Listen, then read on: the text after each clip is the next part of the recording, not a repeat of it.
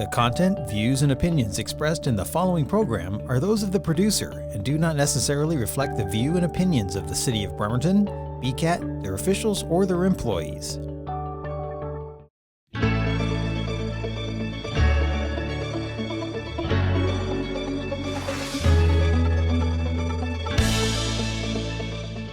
Hi, my name is Phil Colcord, President of Fraternal Police Evergreen Lodge 1 here in Kitsap County, and this is our outreach program. Today our guest is Captain J.J. Gundermann. He's the District Commander of District 8 here in Kitsap County. Glad to have you here. Tell us a little bit about yourself. Thanks, Phil. I'm the District Commander of District 8 in Bremerton. I've been with the patrol for 27 years, and I've been over here in Bremerton for about a year and a half, and found out that this is God's country over here. I spent most of my career in metropolitan areas, and it's really neat to be a part of the community over here. Well, that's good. Yeah, we're glad to have you. Have you visited the place much before you end up taking this as your home? Yeah, I've visited a little bit, but never worked in the area, and it's been really neat to see how law enforcement partners all get along really well, help each other out really well, so that's been a really great experience. Yeah. Well, we grew up with that, having to do that out of necessity way back when there wasn't a whole lot of us. Yeah. And actually, it makes the job more pleasant, more secure, and we're able to accomplish more by working together. Absolutely. So what is your role as District Commander? My role as the District Commander, it's a lot of things. So we're headquartered here in Bremerton, but essentially I have 7 counties covering the entire peninsula. Kitsap, Clallam, Jefferson, Mason, Grace Harbor, Pacific, Wahkiakum. So it's my job to analyze data, look at the data that we have, and deploy our troopers and resources out there to minimize and get rid of traffic fatalities, serious injury collisions. I do that by directing my troopers based on that data that we have. And how many troopers do you have on it at one time? At one time, that depends on the area. We have what we call APAs, Autonomous Patrol Areas. But for the district, I'm allotted 70 troopers, and right now I have 54. Mm-hmm. Yeah, it seems like all departments are short-handed in this day and age. Absolutely. And even when you have a full capacity, you still have quite a bit to accomplish with very few people, correct? We do, in a large geographical area. And, oh yeah, that's. There's times in my I wouldn't want to be paying your gas bill. Yeah. There's some times in my shift where I drive all day for a 2-hour meeting and drive back home. Mm-hmm. So yeah, it's a lot of area. I see that, yeah. So that's one of the challenges you're facing. What are some of the other challenges that you have? Well, right now, the main challenges that we're looking at are our vacancy rate. Like I said, I'm allotted 70 troopers. I have 54. So we have a 23% vacancy rate in our district right now. And that makes it tough to handle just the regular calls for service we have. And so I have to be very strategic in how I deploy my troopers and where I'm going to deploy them so we can provide that service that the public expects from us.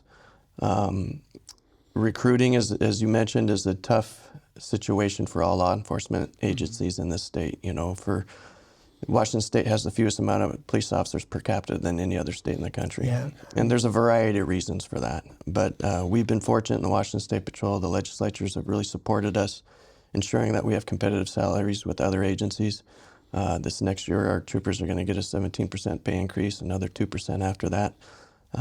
Nobody gets into this job for the money. No. But with the rate of inflation, the cost of living nowadays, it's nice to know that maybe not one thing you don't have to worry about is your salary. So we're trying to be competitive in those areas. Mm-hmm.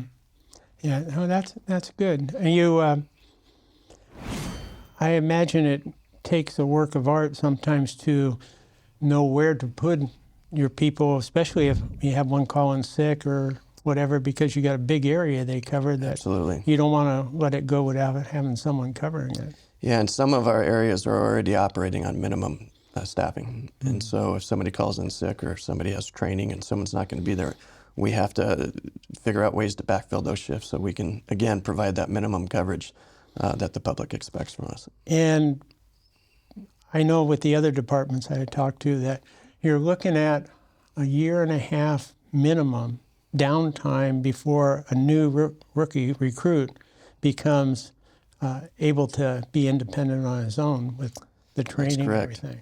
Yeah, the academy alone is about 6 months long, and they have coaching trips, and then they get assigned to. They don't always coach and train in that area they're going to be assigned to, so there's going to be a learning curve of different areas.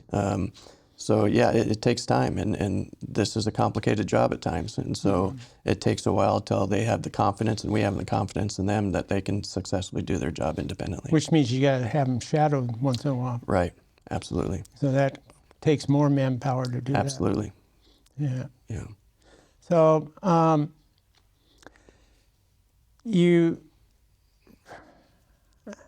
many people do you have working per shift?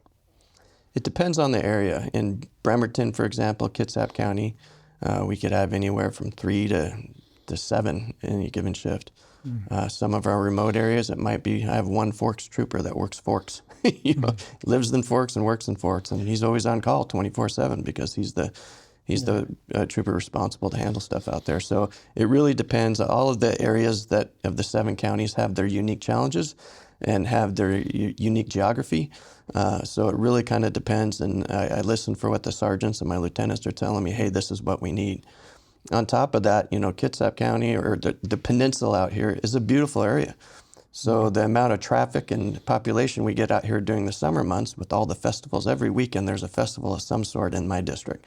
That requires more troopers, and sometimes we bring in troopers from around the state to help out with events such as Rod Run down in Long Beach. That's a very small town, and I have a small detachment of troopers out there, but when they're bringing in thousands of people with cars and open up the bars, we need some more troops to do that. All those ocean sites have their parties and different functions. Absolutely. They try to do it every weekend down there. Yeah.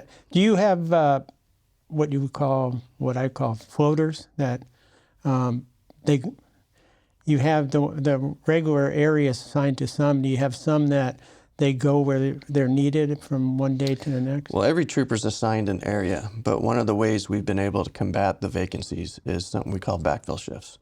So I can open up, I can have a sergeant from one area say, hey, I need a trooper on such and such date. I don't have anybody out, or I don't have enough troopers available. Then I can go to the overtime list and fill that with the backfill shift. And we've been successful most of the time with that. Sometimes we just can't fill it. Yeah. Okay. What are some of your success stories? I would say the most recent one we have, which is great, is I know with your experience, you know this, that we've never had a lateral program. So typically, if you're going to be a Washington State trooper, you got to get hired by the patrol and you go through our academy. And our academy is separate from CJTC, as you know. It's a paramilitary environment. It's like going to boot camp. And that's where you learn how to be a state trooper, and you learn about our culture and our policies. And because we have such a high recruiting crisis and vacancy problem, we've now adapted a lateral program where we hire police officers from other agencies in the state or around the nation. And they will not go through the full academy like a traditional trooper would. They go through what we call an equivalency academy, which is getting them up to speed on Washington laws, and then introducing them and assimilating them into our culture and how we do business as Washington State troopers. Now, to be honest with you, I was a little hesitant about that at first because I just didn't know what that would look like. We had our first group of 9. 5 of those lateral officers were assigned to my district, and they are outstanding. Okay. And it's really reassuring to see these folks that come from other agencies that show up in our agency and are so happy to be working for us. Keep telling them they have such a huge sense of belonging and like our culture and what we stand for and what we got to do. And they're turning out to be some of our biggest recruiters. So we had the first 9 that we put through earlier this year, and right now we have a second class going, and we're just going to keep that going until we can fill these vacancies. That's good. That's good to know. Good to have, too, that you got something like that. Absolutely. Yeah, I could see where that could be kind of strenuous to figure out, simply because although today we're more uniform across the nation as far as laws and Sure. Procedures, but we're not in a lot of ways compared to different states. Yeah. And so, Absolutely. yeah, I remember Texas. I got a call once, and from this Texan. He goes, he had nice Southern drawl, and he said, it's Sunday afternoon, and we weren't busy, so we decided to put up a roadblock and check people, and I found one of the people that are fugitive from your area, and I want you to come get them. Yeah. Well, even when I started, we could not just set up a roadblock still can't. to keep busy, Right. And here, but Texas, I guess they were allowed to do it back then. So Yeah. different laws, different places. That Absolutely. I can see you have to get accustomed to what goes on here. Yeah. So, speaking, okay, we're talking patrol here, but the state patrol is more than just traffic cops. That's correct. Tell us a little bit about the different things they're involved in. Sure. Well, certainly we're a heavy traffic law enforcement agency, but that's one of the things that attracted me to the State Patrol is learning about all the different opportunities you can be open to as a state trooper. I mean, we have troopers flying airplanes in our aviation section, obviously troopers on motorcycles. We have troopers that are detectives of all types of different investigations. We have troopers involved in almost every drug task force around the state. We have our Missing and Exploited Children's Task Force that focuses on crimes against children, high-tech crimes. We have academy instructors. We have, there's just a lot of different opportunities within the patrol, and then your location. I want to move across the state and live on a farm. Well, you just put in your transfer and wait for that to open up. So law enforcement, most people I talk to that are in my friend group or peer circle are surprised to see all the different things that troopers do. We do the executive protection for the governor. So there's just a lot of neat opportunities, and it's not just traffic law enforcement. Yeah, and not only is it a unique opportunity for you guys, it's also an asset to the local departments that Absolutely. you work with. I know when I was involved with our drugs, our special investigation unit, we worked closely off and on with state troopers that were in their narcotics division.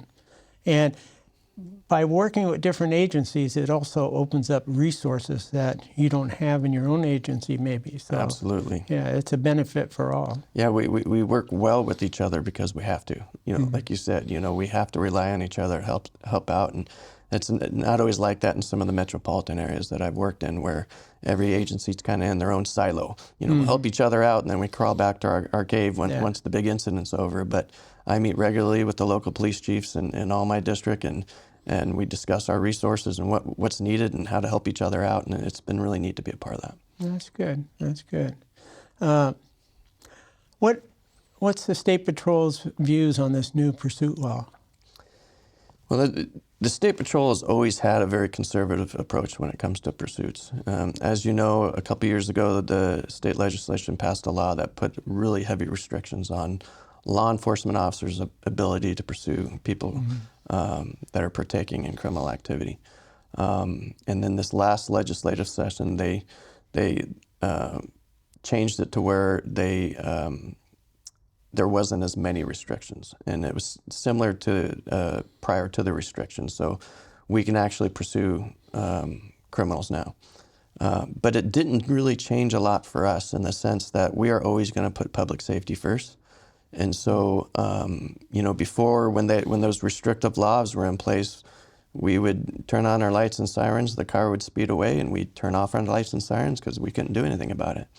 And the crime rate went up, stolen vehicles went up. And so now we can turn on our lights, and when they try to speed away, we can pursue them. But we're still going to be very conservative on that. And I know that we're being successful with that conservative approach because in my district alone, my troopers terminate more pursuits than they continue in. And so as soon as they recognize that the dangers outweigh the benefit of apprehending that suspect, they turn off their lights and sirens and stop. So, it didn't really change a lot for us because we've always had that conservative approach. Well, Yeah, it's a two-way street there because, well, part of the problems with the laws, the way they changed is people in general don't have the accountability that they had before. And, Right. my philosophy, and I've said this over and over again, is most people are good people. They just want to, have a job, make a living for their family, and take care of them. Yeah. They do something stupid once in a while, but for the most part, they're good people. Yeah. Then you get people that are on drugs that become desperate Mm-hmm. because they can't get their fix or it's very Sure. expensive. And desperate people do desperate things. Absolutely. That creates a danger there. Yeah. Then you get mentally ill people that we're not getting them the needs that they have as far as Right. treatment, and some of them need drugs their whole life. Sure. And so they become in a desperate situation too, and they create problems. Yeah. Then you got a few people that they're just bad. Mm-hmm. And the only thing they makes them have respect is if they fear the law enforcement. Mm-hmm. So we need some of that in there. Mm-hmm. We need a little bit of fear so they'll behave themselves. The majority of them will, and we need treatment for the other ones so that they don't get in that position. Well, to your point, there's been many times where my troopers get in a pursuit and we apprehend the suspect, and the first words out of his mouth is, "You aren't allowed to chase me. You're not allowed to do that." Mm-hmm. The pursuit law changed, and we are allowed to, obviously, but that's why they're running, because they think they can get away with it. Think they can get away with it, and there's no accountability. Yeah. Yeah, so we need that accountability, and I think we're changing the page or the corner that we're trying to find our way back to it. But we need to do it in a way that it isn't that restrictive Yeah. against the average person. Right. We don't want to control everything. We just want to make sure that people behave themselves. Absolutely. Okay, we talked about this a little bit, and it's law enforcement, the only things troopers do, or traffic law enforcement. And we got into those other deals. When you said you have 70 allotted 70 troopers. allowed 72 troopers. Now, you have other criminal units, right? Or they are part of your 72, the criminal units? So that would be separate. So I work in the Field Operations Bureau, and so that's the uniformed troopers that you see pulling cars over on the side of the road. And then we have other bureaus and divisions that handle, we have Homeland Security, work in the ferries, and the canine officers, and work in the Fusion Center. We have 2 detective divisions that handle every type of detective investigation you can think of, and those are separate divisions from. So for me, under my span of control is the 70 troopers I'm allotted for Field Operations Bureau, wearing this uniform and driving a patrol car. So when the average person sees the trooper driving down the road or whatever, that's only one segment of a much bigger task that the troopers have. Absolutely. Yeah. Yeah. And then, do young people start out in patrol? Yeah, every trooper's got to start out working the road, and that's where it all starts. And then they develop an interest Right. and work for an expertise to go into a different field. Absolutely, yeah. And so we'll evaluate their ability to be a trooper out on the road. And there's lots of extra duties they can sign up for, whether that's being an instructor or being a drug recognition expert or a collision technical specialist. And once they add some of those specialties and they start getting their reputation of good work, and that's when we start seeing troopers want to apply to be a detective or an academy instructor or a variety of other roles that are out there. The bottom line is, to be good at any of those roles, you have to be good at communicating and dealing with people. Absolutely. Especially people that are in stressful situations or, other than normal situations. So Absolutely. It's perfect job training for getting into it is, field. particularly in this district, because most of my troopers are working alone, and their backup or their peer agencies may be, an hour away.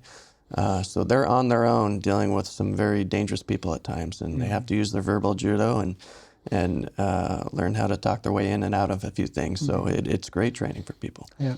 Yeah. And, you know, back in my day, everybody was alone.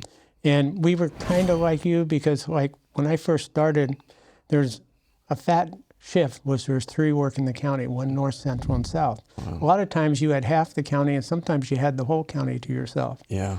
And so, yeah, you need to be prudent. You need to negotiate with people and develop those skills, because that's what saves your butt in the long run. Absolutely. Yeah. Yeah. So, troopers that start out, what do they need? You're doing lateral now, but what's their basic requirement? Yeah. When someone asks me about a path to being a state trooper, I always say, first of all, go to the website. Go to our website and look at what those minimum requirements are. You know, high school degree, a clear criminal record, et cetera. Look at those basic requirements and see if you meet those requirements. And then we have troopers that their full-time job is recruiting. And so they will, their information's on our website. They will guide you through the process. It's going to start with a written exam. I'll end up somewhere at the oral board, and then the real work begins, because then it's the background, the polygraph, the psychological testing. And that whole process can be kind of tiresome, because we're asking everything we can about you. We're probably going to talk to your high school teachers. We're going to talk to your neighbors. We want to ensure that we're giving the public an upstanding citizen that wants to wear this uniform. So it can last anywhere from about 4 to 6 months. But we've added extra people down in that section so we can speed that along and get people hired as quickly as we can. That's good. Yeah. Yeah. What should the public expect when they're contacted by, say, pulled over for a violation? Well, the State Patrol's motto has always been service with humility. And we really preach to our trooper cadets and our troopers out on the road to treat people with respect. And so they should expect a friendly, approachable, respectable, professional trooper to contact them. Obviously, there's some situations where we need to act fast and act quickly, and we got to know our audience. But I think the most important thing that we want to let the public know, and as a trooper or any police officer, when we go to work, we wear this uniform, and we have to deal with some very hard things at times. But we're your neighbor. We're the guy sitting next to you at church. We're the, the person you run into at Safeway. We're the ones watching the Seahawks game with you. You know, we are a representative of society, and we are public servants. So we're no different, no better or worse than you. We just have a unique job to do. And so, I'm pleased to see time and time again the interactions that my troopers have with the public, who maybe are not having their best day, who maybe are in crisis, and we see a trooper treat them with respect and dignity and help them through their crisis. Yeah. Well, that's you cover some good points there, because they need to be compassionate, they need to be fair, and they need to be honest to the people. Those are 3 main things that people are looking for to win them over. Right. And you're out there basically not to write the ticket. You're out there so that they won't stop you. They'll behave themselves, and you won't have to pull them over. Right. Yeah. It's a precarious situation, really. I talked with a guy the other day, and I was saying, being a cop, you get a serious situation, man with a gun, shots fired, man down, whatever, and you jump in your car and you turn on the lights and siren and you try to get there as fast as you can. All the while, this little voice in the back of your head says, "What are you doing? Go the other way. You don't want to be there. You don't want to get there first." Yeah.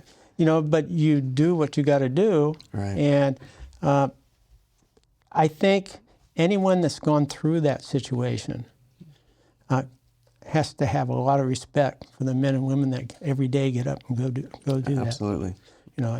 It's a hard job, and it's a thankless job Yeah. in many ways. Yeah. Okay. This is a question civilians ask. Do you have a quota? No, we have no quotas. We never have, we never will. And I jokingly would say my troopers can stop as many cars as they want. But it's important to notate, you know, a lot of people say, well, why do you guys write tickets? And the main focus of us writing a ticket is nothing more than to change driving behavior. It's accountability. It's accountability. The crisis that we're facing in our state right now is last year in Washington State, 810 people lost their lives in traffic fatalities. And our goal is to have 0 fatalities on the roadway. Now, that's a big challenge, right? Oh, yeah. But anybody that's lost a family member or friend to a traffic fatality knows that's one too many. Yeah.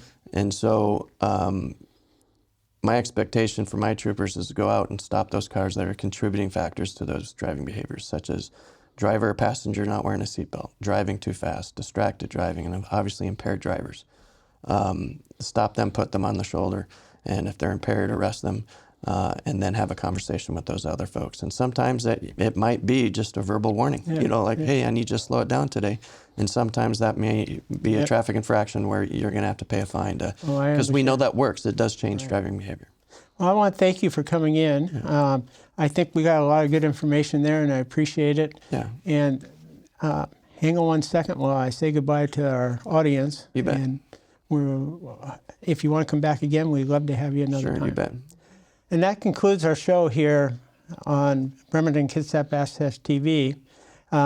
If you want to find resources available for those in need, go to our website and go to the links page. And we have over 100 different things that help people with mental health issues, with alcoholism, with any kind of drug abuse. So check out the website, and thank you for watching, and stay safe out there. Thank you.